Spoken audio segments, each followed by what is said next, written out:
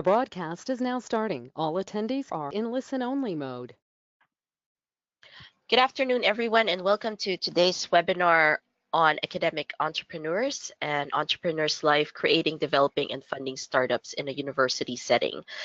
This is part of our academic entrepreneur webinar series, and I'd like to thank everyone for joining us this afternoon. For those who joined us before, as you know, this webinar series is a sort of like a parallel to a new book that our moderator today, Dr. Bob Hisrick, and NCET2's Executive Director, Tony Stanko, are putting together on creating an ecosystem for academic entrepreneurship. So this book will feature profiles of different academic entrepreneurs in various universities around the country. It aims to highlight the important work that academic entrepreneurs perform for the regional and global economies, as well as a way to promote the ecosystem within and around their universities. Another thing that we also do is, for those who are tech transfer officers or academic entrepreneurs on the call, we have what we call a startup development program where we develop, create, and fund startups from universities and university IP. So if you would like your startup to be screened to present in a virtual showcase for startup development and funding by the National Angels, email your non-confidential pitch deck at submissions@ncet2.org, and we'll schedule a call with you to screen your companies for possible funding for the National Angels in our angel group. So this webinar is for an hour, but we will allot time at the end for Q&A. So if you look to the right of your screen, you should see your GoToWebinar control panel. And all you need to do is type in your questions. We'll try to get through as many questions today as we can. Hopefully we'll get through your questions, but if you have questions for a moderator or a speaker today, feel free to type them in during the webinar, and we'll have the Q&A at the end of the session. As you know, this webinar is being recorded, so if you have colleagues or co-workers that were unable to make today's webinar, the video will be available 24 to 48 hours after the webinar concludes, and anyone and everyone registered for in this series will receive an email from us as soon as the webinar video is up. So just watch out for that email. You can also watch other webinars that we've done under this series and other webinars that we've done in the past in our YouTube channel, and we'll send you the link to the channel as well. All right, so without further ado, I'd like to introduce today's featured academic entrepreneur. So Parsa Rezvani is a founder and the CEO of Tutorfly, and he'll talk to you a little bit more about his startup today. He's a graduate of the University of California in Los Angeles, and he will talk to you about his journey being an academic entrepreneur. And moderating the session today and facilitating the discussion with Parsa is Dr. Bob Hisrick. He is a Bridgestone Professor of International Marketing. He's also the Associate Dean of Graduate and International Programs of the College of Business at Kent State University. So I'd like to welcome Parsa and Bob today. Hi, Parsa. Hi, Bob. Hi, Ria. Nice to be here today. All right. So Bob, do you want to? Yeah, thanks for taking the time. So Bob, do you want to start off with today's interview with Parsa? I'd be glad to do that, Ria. And just as a reminder, I want to emphasize what Ria said. Please, one of the things we really want to get over are your questions. So if you have any question whatsoever, please submit it in the box as Ria instructed, and we'll be glad to address those questions at the end of our time together. So Parsa, good to have you here, and tell me a little bit about yourself and what you've been up to. Yeah, thanks, Dr. Hisrick. I'm really excited to be here. So thanks so much for taking the time out of your busy schedule as well. I'll kind of give you a background on kind of what I've been up to, but hopefully we can delve more in depth further throughout these questions here. So my background, I guess I'll start with my parents. Both of my parents immigrated to the US from Iran around during the time of the revolution. They were really focused on academics. So I guess what'll also tie into why I started Tutorfly is my parents came here. My dad would tutor his peers in science and math, and they would help him out with English. We grew up, my brother and I grew up in Northern California, so in San Jose area. We moved when I was about 6 to the heart of the Silicon Valley. So the high school I went to is actually the same high school Steve Jobs and Steve Wozniak went to in Cupertino. So really in the heart of it all, my whole family, they were engineers by trade. So my brother's actually getting his PhD in biomedical engineering right now at Virginia Tech. My mom did focus in double E and my dad in Mech-E. So I was kind of the one oddball where, you know, I participated in sports, extracurricular activities. I loved reading books. I loved socializing. I would get in trouble in class through high school, not for doing mischievous things, but just for being quite loquacious. So kind of running my mouth, maybe in an opportune time. But it was just the background of, you know, the strong foundation that when I went to UCLA, not really knowing what I wanted to do, I kind of stumbled actually across the entrepreneurship minor that we had on campus. So one of the things that we'll talk about is the importance of having both the academic side of things with the entrepreneurship minor, as well as kind of the experiential of, you know, actually being able to roll up my sleeves, start a company, collaborating with, you know, students from the engineering school, graduate students, and kind of really pushing through where I played volleyball pretty competitively through high school and college, graduated, and now we're actually moving back up to the Bay Area soon, but we were in San Diego for the past 5 months overseeing our Southern California launch for Tutorfly. And I'm sure we'll get into that a little bit deeper, but that's kind of a broad overview of my journey, kind of from, you know, square one to where I am now as a 22-year-old pursuing my dream and my entrepreneurial pursuits full time. Yeah, that's great. You know, it's funny how they, some of the studies that have been done, particularly on women entrepreneurs, particularly before Title IX sports, showed that one of the weaknesses of women entrepreneurs at that time, or at least they said that they did not get the learning, was from participation in team sports. So maybe this whole participation in team sports is one of the vibrant factors that is going to allow you to do a good job with your company. But why did you go ahead and go with academics? I mean, with your parents and everything in engineering and brother, it's sort of interesting. Yeah, well, I guess growing up, so we actually didn't have cable TV in our house, honestly, until I think I was in 8th grade or 9th grade. And that was, you know, so I needed to find other ways to entertain myself, essentially. Both my parents worked. And so I would either, you know, play sports with friends, or I would go to walk to the Woodland Library. So we were fortunate to be in a very safe neighborhood where I could walk or bike kind of anywhere around, and the library was down the street. So I would go and I would just sit there for hours and just read, and it was all fiction novels. It's not like I was reading biographies, right, of these famous entrepreneurs from age 8. But it's just that idea of having that thirst from knowledge from an early age, as well as, you know, having a great public school system that I attended, having teachers that were supportive, practicing, and this is a big thing, right, just taking what you learn in the classroom to those extracurricular activities, you know, like Spanish club, like chess club, and all these other ways to practice actually what you learn in the classroom and apply it. And we had engineering clubs at our high school, et cetera. So I guess it was that mix. It was just having that foundation growing up.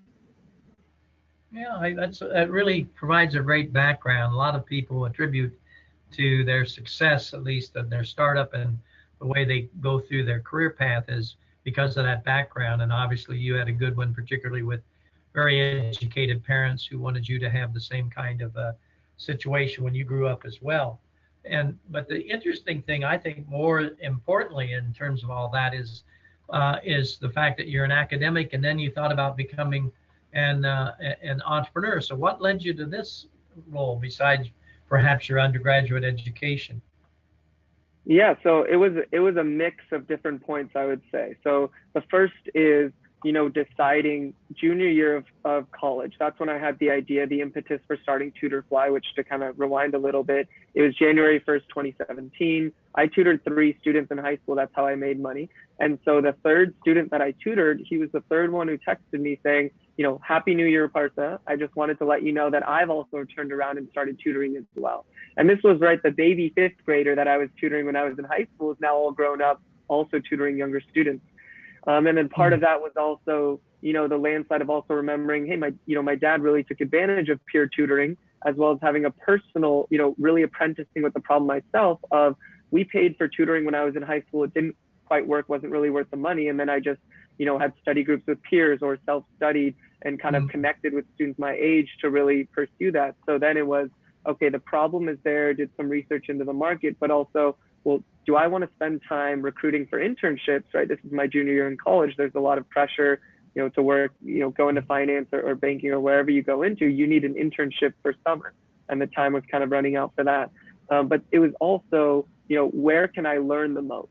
And so it was clear that, entering into the Anderson Accelerator with all other, teams that are MBA students, entering into the entrepreneurship minor, that was well worth it. Even if it took me an extra year to, fall back into finance, it could open up other doors. And that's exactly what happened. So I can't speak highly enough of just the UCLA ecosystem at large. The Anderson Accelerator was for MBA students. They let me in. The Startup UCLA Accelerator is for students of all backgrounds, current students, graduate students, alumni. And then the unselfish support that current entrepreneurs like Mike Tang of Swing Education, even VCs like Barry Eggers of Lightspeed Ventures, when they're giving their time back, it really gets you excited about, trying out a business, being able to fail, because I had a year and a half left in school, and then getting to a point to where senior year in the winter and spring, it's, do I want to go back into kind of where I was going to go, maybe like accounting or finance at somewhere like Amazon, or do I want to, forfeit essentially a stable salary and really work on something that I'm extremely passionate about? And I remember having a talk with my dad, and when I was kind of asking him, Dad, what do you think I should do? He said, where do you think you're going to learn more? Right? Your mom and I worked really hard to make sure that you would have choices. We immigrated here so you could really have that freedom of choice. And it was pretty clear that I would learn more by really starting this company and pursuing it full time, as opposed to just, a side project or a startup while in school. And so that ultimately led me to being an entrepreneur. And, I haven't really looked back since. I'm really grateful for everyone who was there along the way, and really kind of pushed me to where I am today.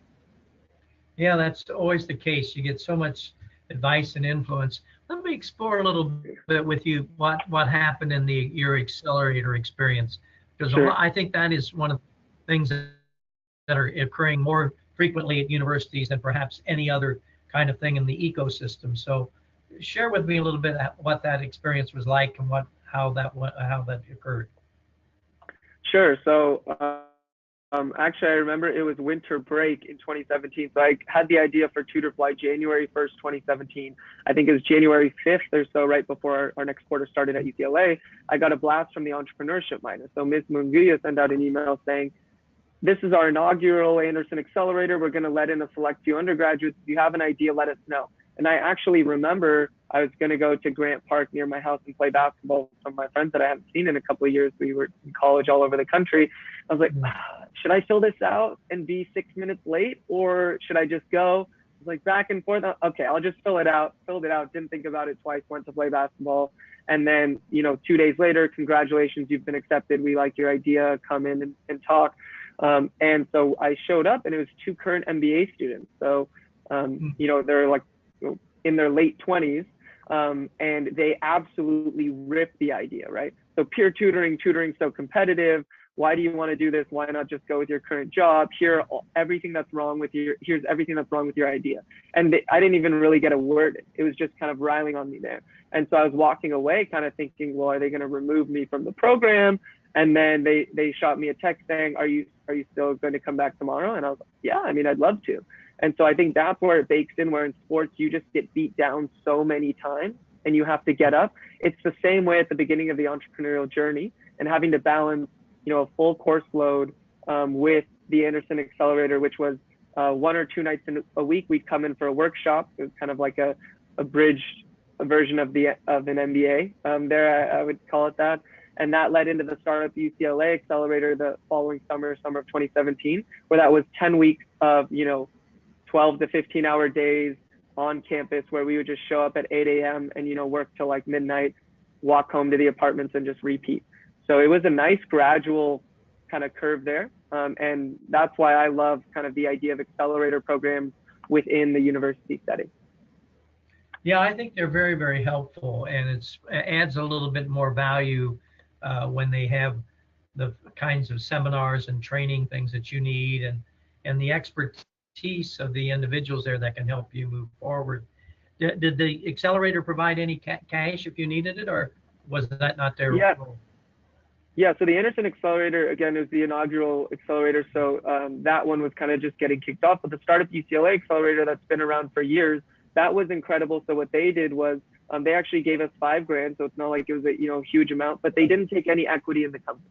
And so what was much more important was that our first mentor, Dr. Yolanda Gorman, who, she's on our advisory board. We met her because they would bring in advisors, bring in VCs, angels to come and talk with the teams, essentially poke holes in everything that we were doing, but also to give pitches or short little presentations on fundraising, on, agile development, on, accounting, basically everything under the sun that you could think of. And we would have the choice, do you want to turn your chair around and listen to them, or do you need to have some sort of internal deadline, or are you launching tomorrow? Is there a huge bug? And of course, we would almost always, attend the presentations because they were invaluable. Right. But yeah, it was just that idea of it being so structured. So Robert Jadon and Deanna Evans, who kind of worked together to put on UCLA's Startup Accelerator along with the Blackstone Launchpad. It's just the idea of they didn't really need any equity in the companies, right? It's the idea that we want to build these startup ecosystems, knowing that entrepreneurs will grow up wanting to give back. And our cohort, we're all best friends. We have a group chat going. So I think some of them are actually tuned in here because I posted the link. And we're all rooting for each other. And we all know that Robert and Deanna taking the time, time out of their lives that they could be spending with their significant others, their children, to give back to the UCLA community that gave them so much. We're going to do the same thing. So if there are kind of educators and faculty members there, I would say investing in the students now will bring, I think they will reap the rewards in the future, whether that be donations, paying it forward with time or whatnot. I really think it's worth it. And so, yeah, a big shout out to Robert and Deanna, Tim Growling, everyone else who helped put that program together. Well, that's great. And you're so right. This whole concept of giving back that entrepreneurs really understand, because they know how many people have actually helped them in a lot of different ways, whether by knowledge or with time or with money, whatever it might be. And that's really one of the reward systems that the universities sometimes forget is there if they go through the process of having an accelerator or having a program or an ecosystem to help companies start. So that's great that you brought that up. But tell me a little bit more about your company, Tutorfly. That sounds interesting. What do you do? Maybe I need some tutoring. Yeah, definitely. Well, Tutorfly, we're a peer tutoring platform. So we source high school and university students all over the country, but we focused on California to start, to tutor their peers. So this can be in-person tutoring. So a parent of a K through 12 student can log onto our site, filter by subject, class, even teacher, in order to find a tutor that's already aced that same exact class that the parent's child is struggling in, or university students, what we see at schools like UCLA or UC Berkeley, right before midterms or finals, the students themselves will cram in order to, ace their exams or catch up, and they'll select a tutor on our site. We built an online lesson space, so now we can really scale beyond just California. So we can have a tutor at, Homestead High School or UCLA tutoring, a student in, a rural part of the country that, we might not find it worthwhile to be able to put boots on the ground there, but we still want to connect them. And our passion is to really level the educational playing field outside of the classroom setting. So tutoring starts at just $25 an hour.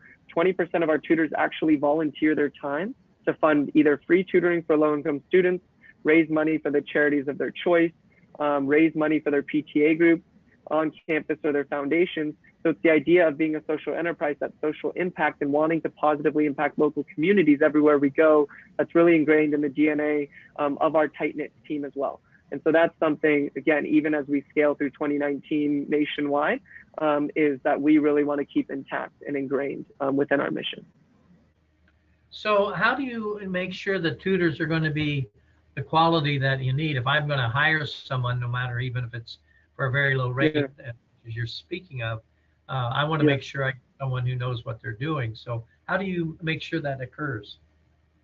Yeah, definitely. So we do have a 4-step vetting process for that. And one thing that if there are other entrepreneurs on the line as well, one of the biggest kind of tidbits that I took away was always, it's okay to do unscalable things first and really to understand what's going on at the beginning. And so early on, it was, I would actually talk to each tutor, interview them, put them through a quiz, make sure they submit, additional questions, almost like a secondary application, potentially submit an unofficial transcript, talking to them. There were so many steps that we'd go through, and that was great in that we had high quality tutors. And then, okay, now how do we transition to scaling that? So we were at about 8 to 10 schools actually in June when I graduated from UCLA. We have tutors at over 200 schools now throughout California. And by the end of this month, we're likely going to have tutors at over 300 schools. And so we found a way to take that, intimate process into a 4-step vetting process, that has a GPA verification. They take a quiz, they submit classes, they can submit a recommendation, they have to submit a video. And so really kind of automating a lot of this, but really keeping that humane touch to it as well, to preserve the strength, which is the quality of our tutors. Yeah, that's great. I think the video part is what's really interesting. I find that you get a lot from watching someone, whatever they're doing, that you don't get from just a verbal kind of situation. So I thought that's a very good part of your screening process. Have you had trouble sometimes with a tutor that didn't meet the expectations of the tutoree, I guess you would call them?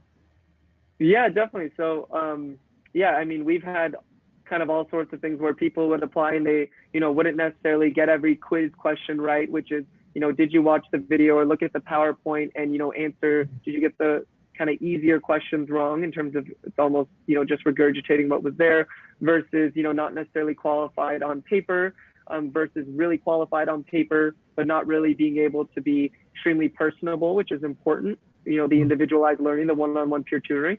So we've had all of those, and those are all things that we have to address. But then again, I mean, nothing's going to really come easy. You're going to want to work through a lot of these kinks early on so that when you scale, you've hopefully seen everything under the moon. So a funny one was, I actually had a fun email exchange. I believe it was with a middle-aged man. So I think he was in his 50s. And so we want current students as our tutors because we're a peer tutoring platform. So he's been out of school for about 20 years after he came back for his MBA. So he's kind of arguing back and forth where why he should kind of be considered as a Tutorfly tutor. And unfortunately, he would have been a great qualified tutor. So not to knock anyone in their 50s. If my dad's listening in on this, he's nearing 60 right now. He's losing a lot of his hair, but that's besides the point. Just teasing my dad right there. But just the idea that our gotta watch this. I'll definitely get a phone call tonight, Dr. Histrick, definitely from him. But the idea that we want to stay true to kind of what our focus is, and that's personalized individual learning, empathetic, knowledgeable, and creative tutors. So what we did is also we actually connected him, with actually some of our competitors. So we sent him the link to Wizen and Varsity Tutors and to see whether he wants to actually join there. And it's the idea that our mission is really to create, accessible tutoring. That doesn't mean that we need to turn anyone off from individualized learning because we truly believe in that. And so we actually had a very positive exchange, and he actually recommended 2 customers to Tutorfly, 2 parents in his area that needed tutoring for their students but didn't want to pay, an exorbitant amount. So it's also that to keep in mind where really talking to customers or potential customers or angry customers can really help in the long run as well, which I found really, enlightening as well. Yeah, that would be. So what do you think is the biggest problems you're having now that as you look out over the next 4 or 5 years, what do you think you're going to have to make sure happens? Yeah, I would say as we're looking kind of long term, the biggest thing is, really keeping in mind what is the problem that we're solving. That's the number one thing. So we need to make sure as a team, we're a tight knit group of 3, so myself, Alejandro, and Sojin, that we're married to, solving the problems of, expensive tutoring, ineffective tutoring, as well as the, the lack of personal connection between the tutor and the tutee, right? Those are the problems that we're solving. And so if we stray away from that, if we add features that are unnecessary, or cater to a small group of users that kind of strays away from the problem, that's where we see kind of us, really getting away from what's, pushed us with our momentum right now and where we see our growth. So I would say that that's a big thing. And then also, we're going to have to continue to innovate, which is, I think, also always something that's important. So individualized learning, I think, will always be important. But what individualized learning meant even 3 years ago, right, is completely different than what it is today. So it's also the idea of continuing to innovate and staying close to those users, which I think is going to be something important in the horizon to keep in mind. Yeah, that definitely will. There's no question about it. So what makes you different as you look at your competitors? You mentioned two of them previously. Why are you different than what's presently available right now? Yeah, I mean, I'll start with the first point, which is I think the most obvious, which is that we source peers as tutors. So the idea that there are 24 million plus high school and university students that by and large aren't being tapped into, right now, is something that really surprised us. So the idea, big controversial issues like, gun control popping up, or the ability for students to really take a stand, I think is important. And I think we're riding the wave of it, really entrusting students with a little bit more responsibility is is right. And so the ability to scale that. And the second is the social impact. This isn't just a one-for-one model where we, have an hour of tutoring and then out of our own, like the amount that we net, we pay it back out to fund free tutoring for low-income students. That's not what we're doing. We're building a socially positive community where students are excited to give back, and funding free tutoring for low-income students is baked into our business model. And then the third is the being locally trusted and recommended. So the idea that one of the things I always hear is parts of this is, and we're fundraising right now, which is why I'm touching on this, which is this tutoring is a space where it's growing, it's huge, $7 billion in the US globally, worth upwards of 100 billion. But incumbents have, SEO down, they have their brand. How are you going to compete with them?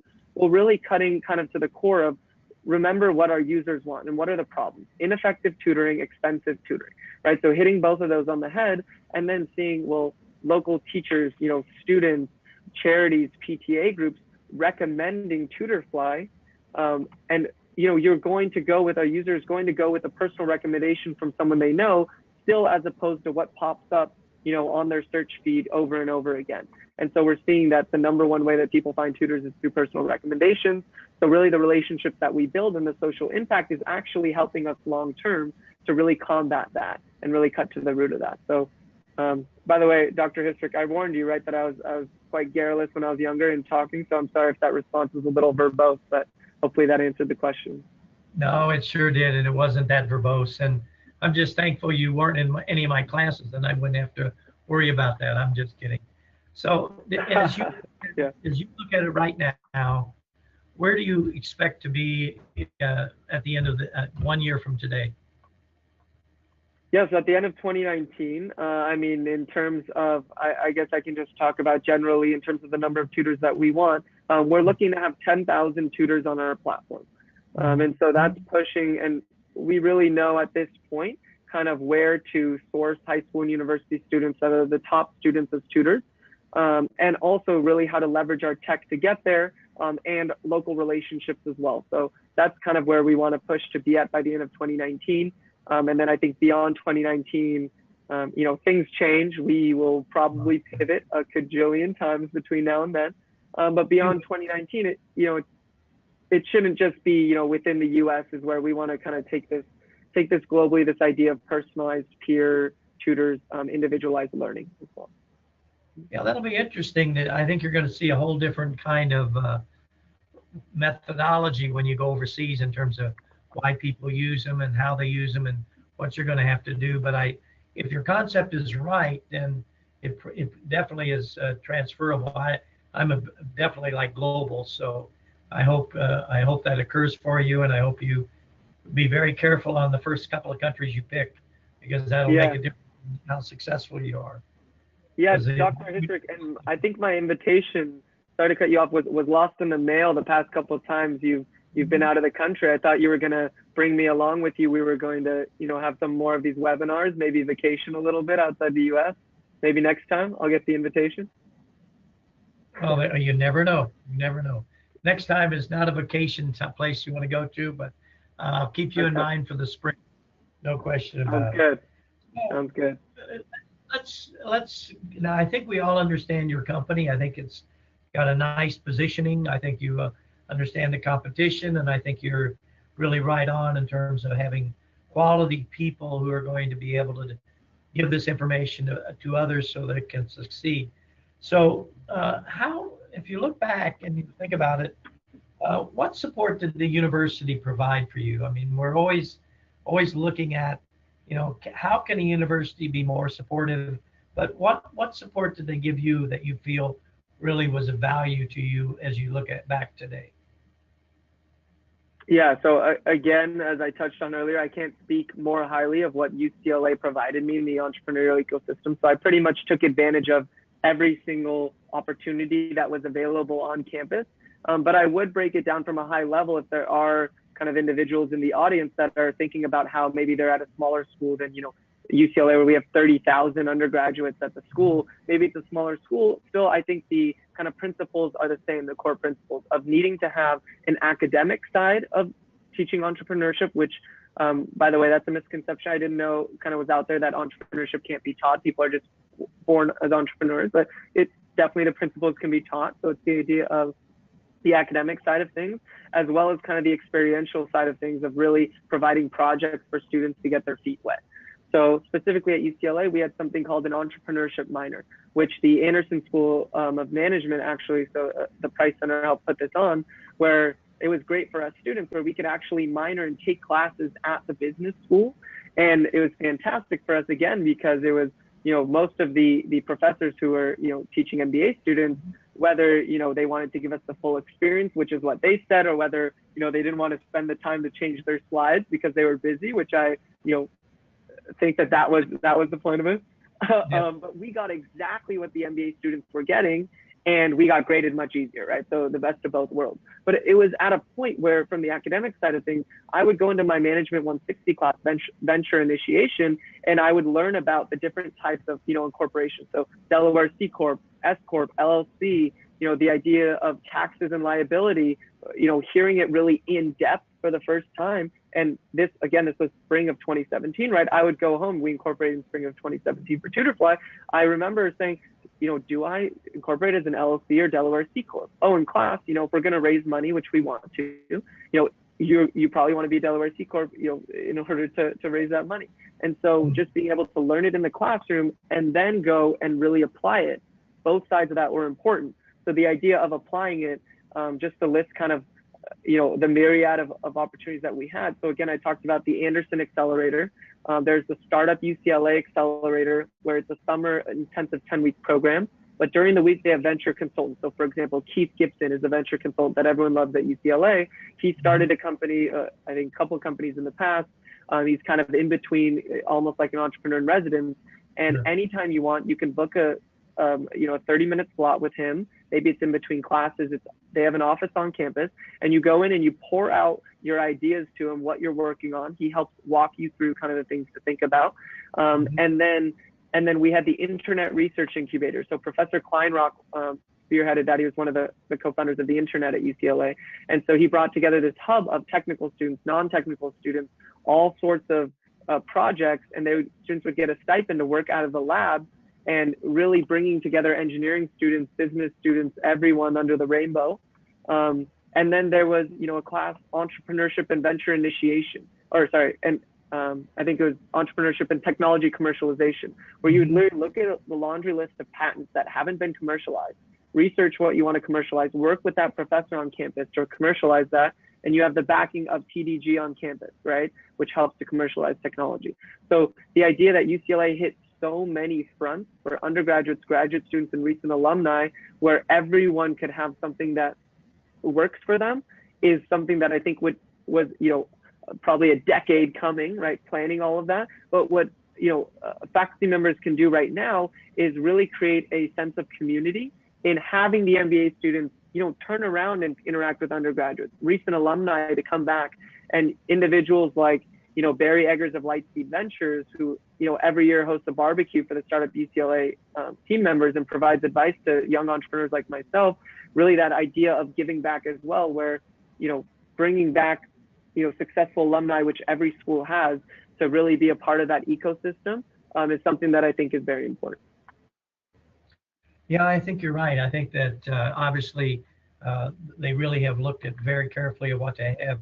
And I think one of the things that a lot of universities don't realize is the alumni and how important role they play because they've been through it. They have some loyalty to the university and are really eager to share not only their knowledge but their support to people wanting to start a company. So that's really great. Well, what if you were going to design the perfect ecosystem for a Yeah. university? What didn't UCLA do that you would do? Yeah, so the only one part that I'm constructively critical about, and again, having been a part of all these organizations, I'm very candid with all of them up front that are leading these, is that I would like to see a little bit more in terms of the interconnectedness between the groups. So if something Mm, is available on campus, no need to really reinvent the wheel, right? So if there's multiple accelerator programs popping up, now they've kind of found their niches, but we have two on campus, right? We don't need a third. What we would right. want if someone really wants to provide their value, instead of creating a new accelerator on campus, why not incorporate a program within one of the accelerators? Or I think we're having trouble at UCLA, and not to kind of, I'm sure there's a lot behind this. It's not just politics at all, but why is the engineering school at UCLA for many years, the students, and I think this is changing soon, but the engineering students were unable to minor in entrepreneurship, right? For the past like 4 or 5 years that this program was there. They have a large course load. Students are already taking 5 years to graduate. I understand that, but what's to stop someone from being more well-rounded, potentially connecting with a non-technical co-founder and a technical co-founder working together? So just the idea of bridging the gap is something that I would like to see.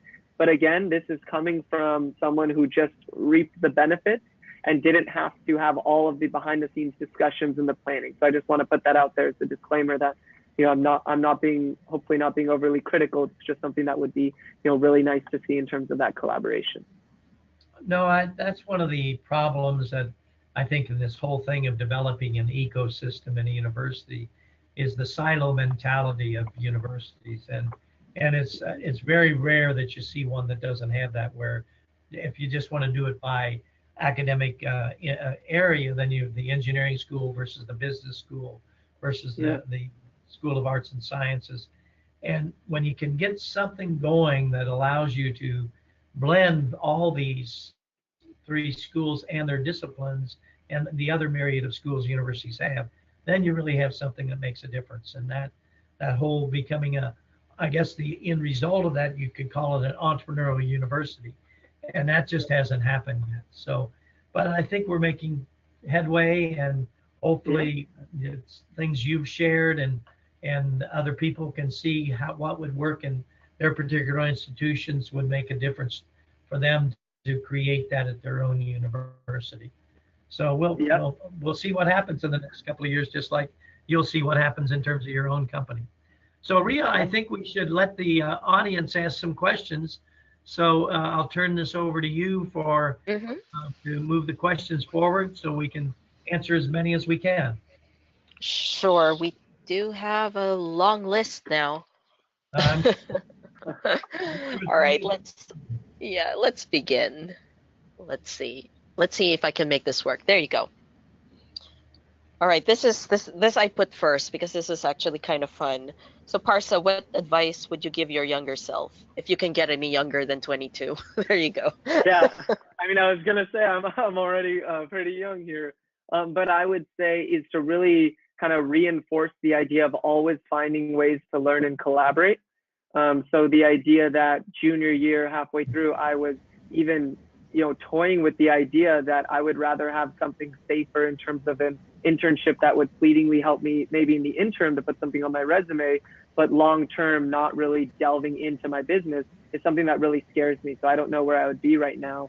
I don't think I would be as happy or as kind of challenged. And the second point to that as well is really starting while in school. So I had other ideas.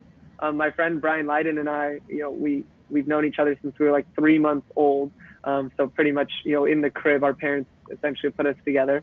And the idea that we would actually, he went to the University of Oregon, we would have phone calls every now and then. And I would say, Brian, I have this idea. He'd be like, Parsons, no, I have a better idea. And we would just we would just talk about it, right? Freshman year, sophomore year, half of junior year. And it wasn't until January of 2017 that I finally decided I want to actually do something about it. And even today, I can show you a laundry list of texts from friends that say, we love what you're doing with Tutorfly. We want to start a business as well. And I say, okay, well, we'll have you started. And they say, no, let me, research the market. Let me make sure I have a co-founder. Let me do this. Well, it doesn't cost anything to just get started, right? For Tutorfly, so I guess it's getting started as soon as possible. For Tutorfly, the first thing I did was have my family friend down the street be the first chemistry tutor. And I said, I don't need any commission. You just tutor. I want to see if it works. And then parents heard about this great chemistry tutor that was so young and assumed that I had a company. And so I kind of scratched my head like, oh yeah, let me just, get this started for you. And I wouldn't have been able to do that if I hadn't actually gone out and asked my family friend to actually have one tutoring session. So really to get started as soon as possible is something that I would really recommend. All right. I think we tackled a little bit of this, but it's a really good question. How much of your entrepreneurship was nature versus nurture? Yeah, I think growing up, I did have great supportive parents. So, they would tell me, one day you're going to lead people. They would also tell me things like, I hope one day you grow up and have kids and understand, how much you bug your parents. So they would say things like that as well. But the idea that they were always supportive, I think that was a big thing. Also having a ton of, opportunities, seeing my parents absolutely grind from day one, coming to a new country with a new language, a new background, and really seeing them, assimilate and thrive was something that continually pushed me to always be motivated. So I think that might be kind of part of the nature aspect of it. But I truly believe that anyone can learn to become an entrepreneur. And so whether you don't have to be the CEO and founder of a company, but you can be a solid CTO, you can be a director of operations, you can be a software engineer at a startup, which is, one of two people, maybe the only person building the whole site, the front end development, the back end development, that is completely different from being at a larger company. So you can have a role at a startup without necessarily having any sort of the kind of the nature, the natural part of it that we're quote unquote born with. So I really think that anyone can become an entrepreneur. Yeah, and Ria, one thing I'd like to comment on that too is the hardest thing forever for a person to do is to actually make the decision and do it. And I think what Parsa has been talking about in these two questions is that you have to actually do it. And you can teach the theory, you can teach all the how you do it, you can teach how to create a business plan, how to raise capital and all that. But the actual factor of doing it is something that just can't be taught. So that's where it gets down to what is an entrepreneur, who he or she is. It's because they actually did it. Yeah, I agree with that wholeheartedly.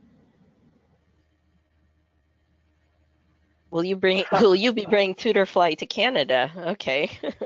So we'd love to, right? And actually right now, we actually held back in terms of, we had requests from people. Actually, it was really common early on in Texas.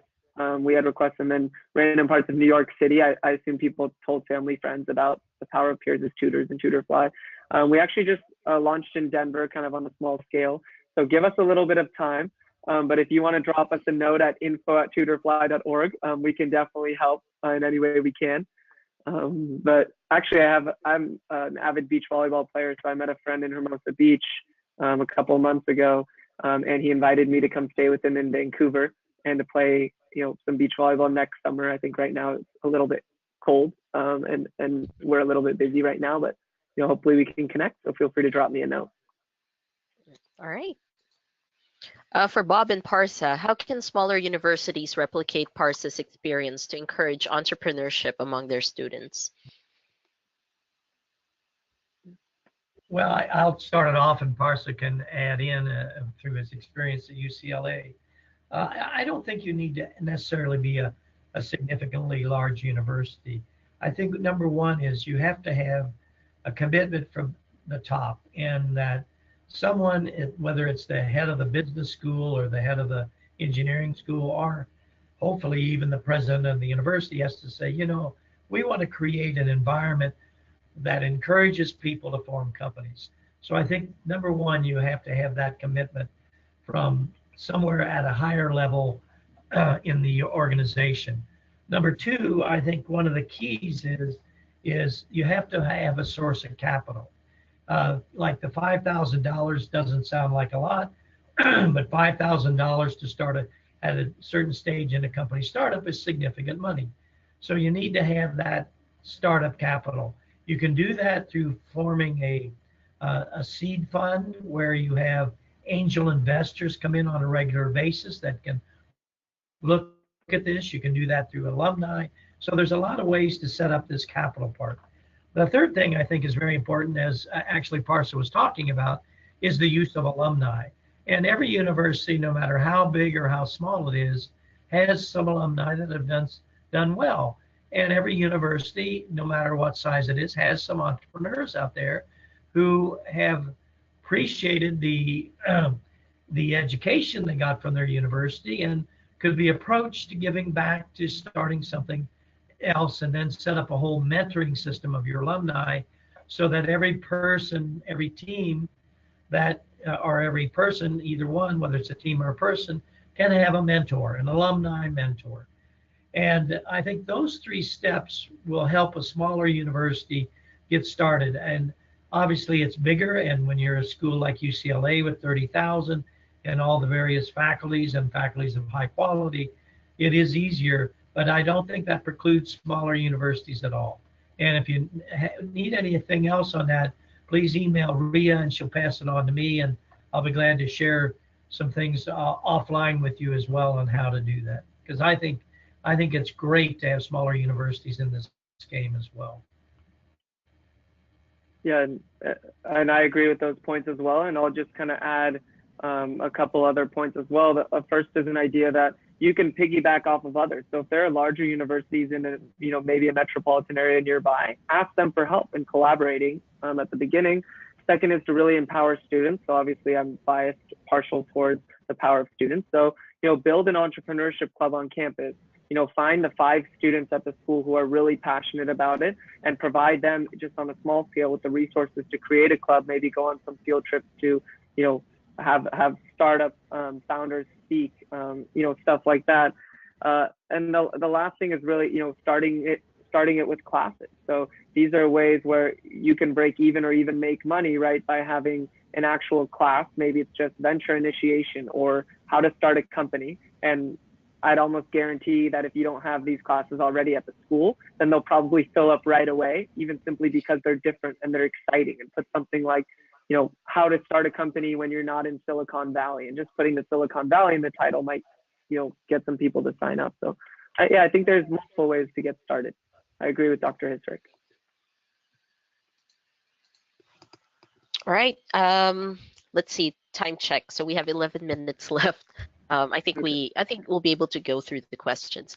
Do you think that you would be as successful as you are if you didn't receive university support? So I would say the short answer to that is a no. So I think the longer answer is a maybe, or it may have taken me a little bit longer, because kind of one of the points of being an entrepreneur is almost kind of the hard-headedness, or you could call it being presumptuous, or confidence, or whatever you want to call that, of really believing that no matter what obstacle is thrown in a person's way, with the solid foundation. So with our team of 3, we think that we can push through, whether we have to pivot or whatnot. But the idea that, having a strong alumni community, was very helpful, as well as at the university, that was extremely helpful. I think that I would have done my best to find a way to tap into another community. So for example, as an Iranian American, there are a lot of extremely successful Iranian Americans, and I've started to connect with them now, especially as we're moving up to the Bay Area. So I probably would have tapped into that community more.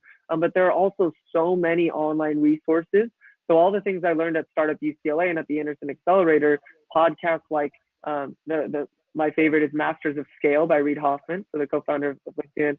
And then there's also a book by John Doerr as well, right, who's extremely famous as well and extremely successful, Objectives focusing on objectives and key results, measure what matters. So it's so much easier to start a company right now because all the resources are online, that if you want the knowledge is there. In terms of the support, I do think it would have been much more difficult. So I really appreciate everything that UCLA did for me.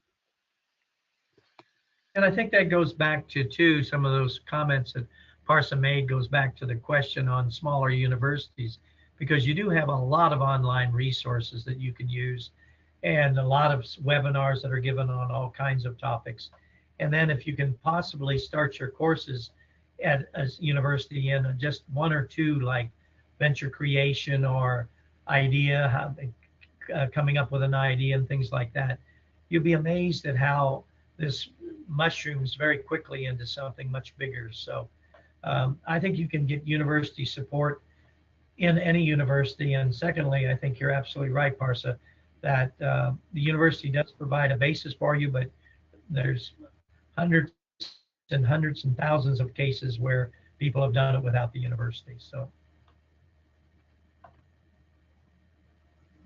All right, here's our next question. How did you start your fundraising? Did you have access to a network of investors? Yeah, that's a great question. So I'm actually fundraising right now. But essentially how we started, so at the beginning of summer, we kind of raised a small little round. So it's just the idea that, you know, what we learned is the abbreviations. Again, in class, I learned this, and then really it reiterated as I was reinforced as I was going. You need kind of three factors. So just to plan before you go, which is the technology, the market, and the team. The technology, did we have a tutoring platform or maybe the idea for one, right? If you just have an idea on a napkin.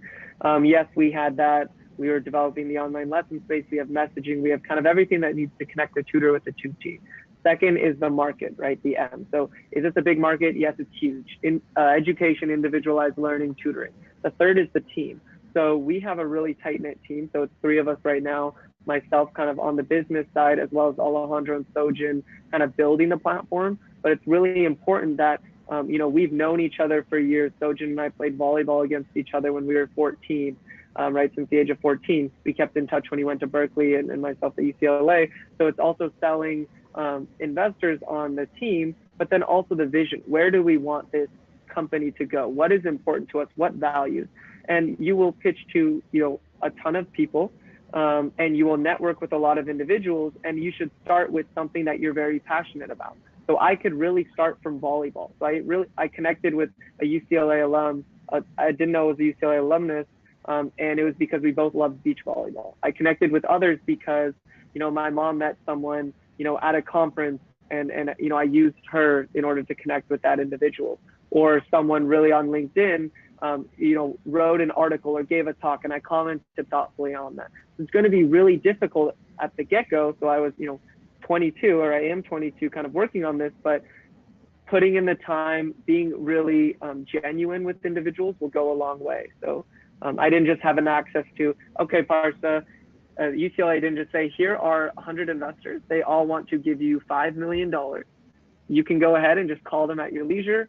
It's up to you. That didn't happen, if that's kind of where the question was going. It's definitely a difficult process.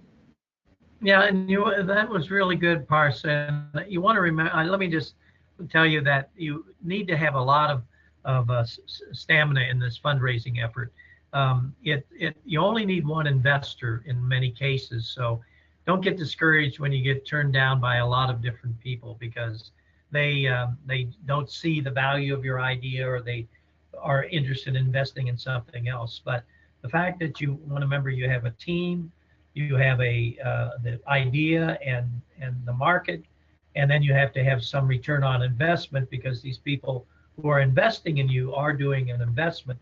So they expect some time to get their money back plus a certain return. So just keep moving forward in this fundraising thing, because it gets very frustrating sometimes. So, but if you got a good idea and a good team and a good market, you will find the money. And there's more capital available today than I've ever seen in the history of the world. So plenty of money out there. Yep. All right, we have time for 2 more questions. So this is the second to the last one. Did you ever think of a backup plan, like work for a company or start another company? Yeah, I mean, I can't really say that I did, and I still have not right now. It's just, I guess my backup plan, honestly, is knowing that all of these skills that I'm acquiring, and everything that I'm learning through the time when I started the company, through whenever either we exit or maybe it fails, or maybe it becomes, the work for the rest of my life as we turn into a huge educational company with maybe different branches. All these skills that I'm acquiring, I really think that I'm a significantly stronger candidate than when I started this entrepreneurial journey, and also stronger than if I had, gone and specialized in something specific, such as accounting, for example. So I think that that is my backup plan, but also it's the idea that, you don't really have time when you're working on a company. And if you're really committed to it, that, to think about a backup plan and draw something up. So I've actually, gotten, phone calls from people and emails from individuals, from recruiters at companies that I was actually rejected in terms of applying for an internship. So a bunch of kind of big name companies that everyone wants to apply to. And it's, it just doesn't really interest me as much because I'm learning so much right now what I'm working on. So I guess the shorter answer is no, not really. All right, and our last question for today. I think we touched on a few things related to this question, but maybe this would be a good question for us to close. In your opinion, do you think today's generation of entrepreneurs have more support from universities and the community? Yeah, Dr. Hisrick, do you want to start off, and then I can add in my point as well? Very clever. Sure. I truly believe that entrepreneurship has been around for a long, long, long time. And I think whenever it became needed in the terms of a university support or community support, in many instances that took place. I think what's happened today and why it's more in vogue. So we have a lot more communications on it. We have a lot more people interested in helping, like NCET2. We're interested in helping universities be able to take their technology out of the marketplace. I think we see a lot more people who have done it. And this whole thing of women entrepreneurs, which back 30 years ago was very insignificant, is now very significant. And the whole playing field has been leveled a lot more in the US and even getting more so in other countries. So I think given all the publicity and given all the efforts that are going forth and given all the things that have been set up, I think today definitely there's more support from universities and the community than there was, say, 10 years ago. And I would just absolutely corroborate that. So I would, just confirm what Dr. Hisrick just said, where the individuals who are kind of mentoring me, whether informally or formally, don't, they're kind of too nice to say this, but they're essentially saying, if we had access to everything that you had right now at your fingertips right now, Partha, it would be a totally different ballgame. We may not have gone, the established corporate route before starting our company or something like that. We might have just dove kind of right into it. So it's also something, kind of the earlier question about fundraising, is it's always going to be tough. It's always going to be tough to sell the company, your vision, your team, as well as kind of get something out to market, but always find solace in the idea that it's much easier in terms of you have more support and resources out there to help you than I really think than ever before. And this is, again, based off of my experiences interacting with individuals, as kind of looking back in the future, listening to other people's stories as well. So I agree with that. All right. So thank you again, Partha, and thank you, Dr. Hisrick, for joining us this afternoon. And this, again, has been a very fruitful discussion. And any closing words before we conclude today's webinar? No, good luck and be a successful entrepreneur. That's the only thing I'll conclude with. Yeah, thank you so much for having me. If anyone wants to reach out afterwards, they can feel free to email us at our general email, info@tutorfly.org. I was on this call, but just the idea that it's a team of 3, Alejandro and Sojin as well, that have been working on this with me. So if you want to, shoot any questions at any of us 3, we'd love to kind of get back to you as soon as possible, as our schedule permits. So feel free to reach out. All right, so thank you again, Bob and Parsa, and thank you to our audience today for joining us. Have a good afternoon and, have a good week. Bye. Thank you.